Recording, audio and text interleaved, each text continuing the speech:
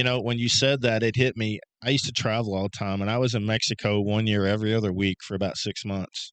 And I started having all these stomach problems, and I thought for sure and when I said a handful of medication, that's what they had me on. They thought I had IBS. Well, looking back later, I think I got some sort of bug in Mexico, but I was that guy. I had to know where every bathroom was in the general vicinity where I was driving because you just never know and there's no stopping it when it gets to that point. There is not, and we don't, and most people don't realize what these people who are struggling with this are going through.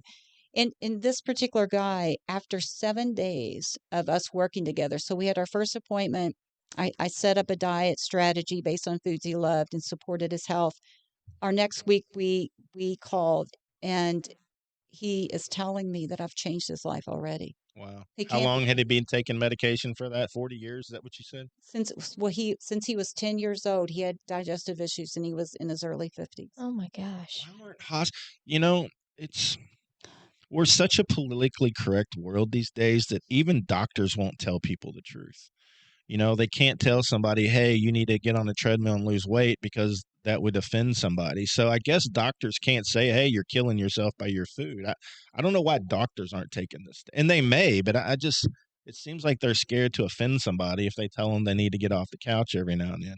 Yeah, it does seem like that. And they don't have a lot of time to spend with clients, Right. So 10 minutes or so. yeah, and my first appointment with a client usually takes 2 hours. And that is after they've completed a history and I've reviewed it for about 3 or 4 hours, creating a timeline of their health. And then our first call takes about 2 hours because we're really diving in, because it's not always what you're eating. Well, it's usually part of the problem, but it's also there's other lifestyle things that come into play. So we start to talk about them. How are you sleeping? Are you getting any exercise? Are you drinking enough water? Um, what is your life like in your house? Is there a lot of anger? Stress. Is there a lot of stress in your life?